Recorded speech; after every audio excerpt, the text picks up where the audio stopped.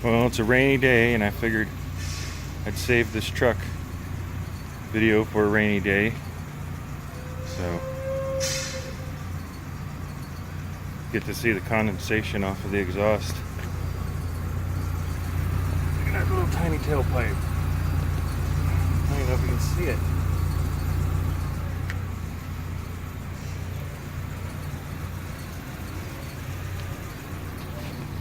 Got a light bulb out or something.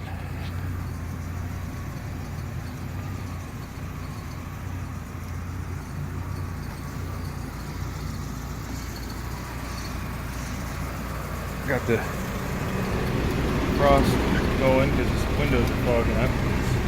It's damp out.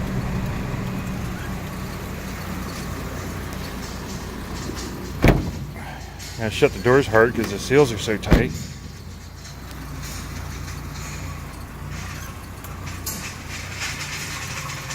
Got a turn signal lens that's out.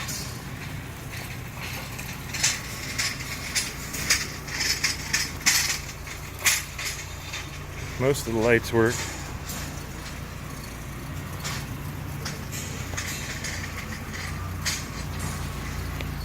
Had them all work before, so there's some little wiring thing. But here's the fun part: it's a transformer.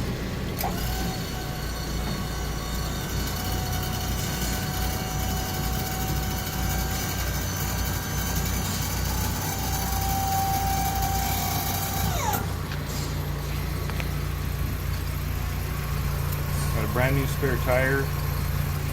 Got lots of tread on the tires. They actually look like new. They're not new because this is a 2003, and I wouldn't be surprised if those are the original tires. So I'm not telling you to go down the 410 freeway or anything. But I took out the little tiny motorcycle battery and put a full-size, this is actually a truck battery out of a Chevy 1500 Chevrolet. That was good. And the engine looks pretty much new. You can't really see much of the engine. Got a little bit of dust and dirt on it, but got a brand new gas tank I put in. Sending unit, screen, and filter, because it sat since 2005 or 2006. The ram has a little bit of rust on it, but only in the exposed spot. It was low on fluid. I filled it up and it's still bleeding the air out, so that's why it makes a little bit of a popping noise when it goes up and down, or maybe the hinges need to be lubed. Yeah, cute little tiny, looks like a Ford 9-inch that got stuck in the washing machine on hot water and then got put in the dryer on high heat. It's a dropout third member. Got drum brakes, shock absorbers. Don't know if they really work because unless I put a lot of weight in it, it rides kind of bouncy. It does have a catalytic converter and smog equipment on it. It's got a breaker on it, 50 amp resettable breaker to protect the electrical system in case the ram gets overloaded. There's no leaks in the exhaust. I'll put my hand over the tailpipe. You can hear there's no leaks in the exhaust. I can actually get the motor to slow down, and there's not any carbon. That's just rust from the actual pipe. But if you listen, the engine actually slows down. But yeah, no carbon at all. I'll rev it up so you can see it doesn't smoke.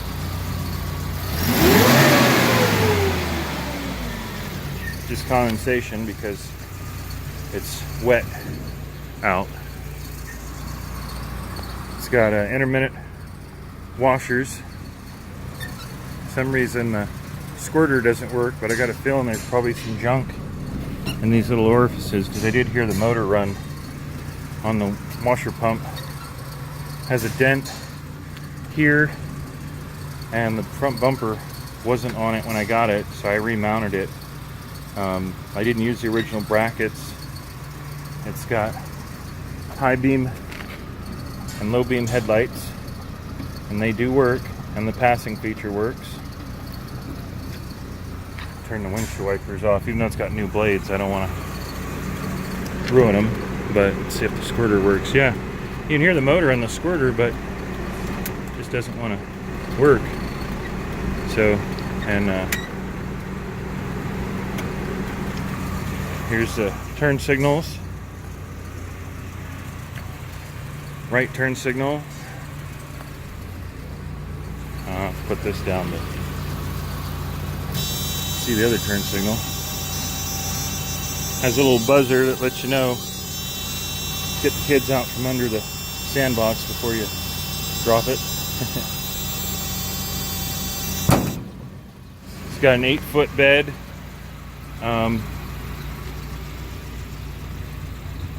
So there's a left turn signal, and it's got a weird little Euro marker up here. Actually has turn signals in the bumper too, but I didn't bother to hook those lights up because it just, not really going to spend a whole bunch of time on it. But it does have, these lights come on for parking lights and turn signals. I did test that the wires work, but I think a couple of the bulbs are missing. But there's the Euro light, the turn signal that has a lens in it. I lost one of the lenses when I was towing it home because it was really windy. So it's a 2003 Vantage Truckall tipper, and it's the extra long 8-foot bed. Of course, there's the little Euro light and the regular turn signal. Those are supposed to be amber, but this thing sat in the sun a lot, and I had to actually fog the back of these lenses because the lenses were crystal clear. So it actually has a brake light and running light. This light down here is actually a loading light. I'll turn it on. Little button on the dash. Man, that heater's really putting out. I don't want to be in there right now. I'd be sweating. There's the little cargo light, and I don't know if it was red or amber.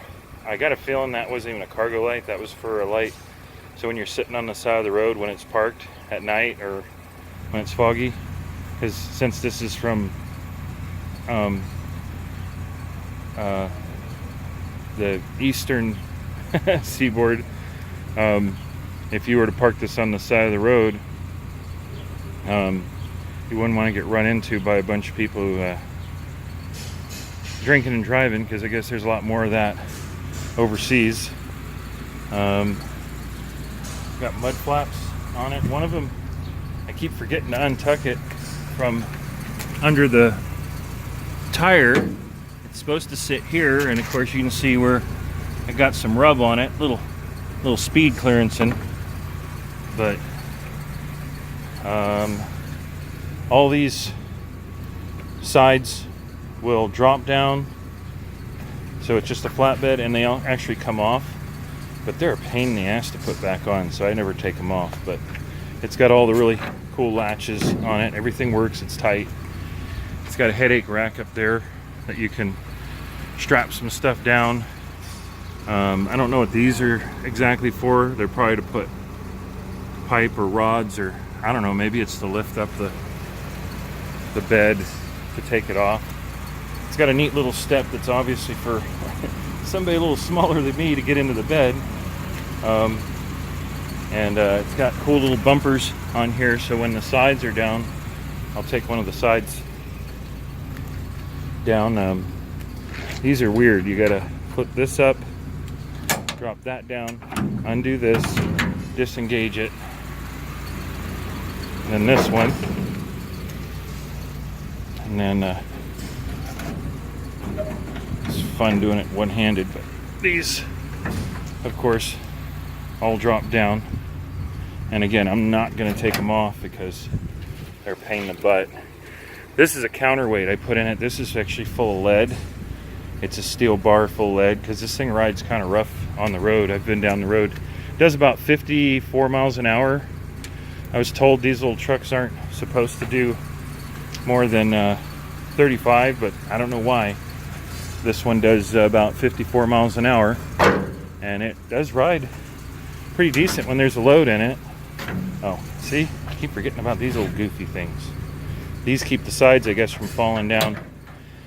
In case you're not ready, I can't put this one down because it's next to stuff, but as you can see, you can make it a flatbed. This little panel here is in case you get one that's not a dump bed. This is how you can get to the engine and the clutch and air filter and drive shaft. If you need to, if you don't want to crawl under, you can get to a lot of stuff, but since the bed lifts up, you don't need that plate to be removed. But just people ask, oh, what's that plate for, you know? I thought it'd be cool to put back seats in it. Let's see.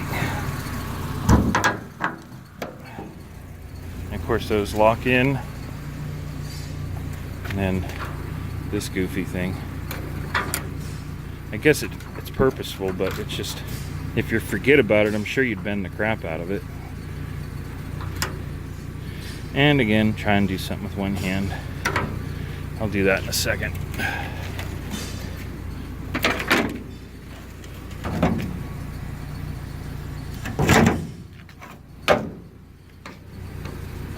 Oh, it's easier when you do it in the right order.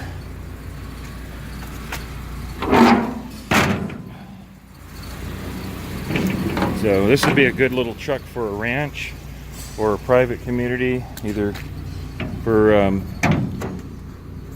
maintenance or security, or it's just a neat little truck. You can pretty much register it in any state without a whole bunch of friction, except for California, unless you're on Catalina Island or you know somebody who'll let you use their address on Catalina Island. For some reason, the lower populated regions of most states, they don't even need you to smog it. So there's only a limited number of vehicles. So I don't know about Hawaii or anything, because I heard they're kind of cracking down. Speaking of Hawaii, this would fit right in because all the cars there are rusted. Now this is just surface rust. None of this has gone through.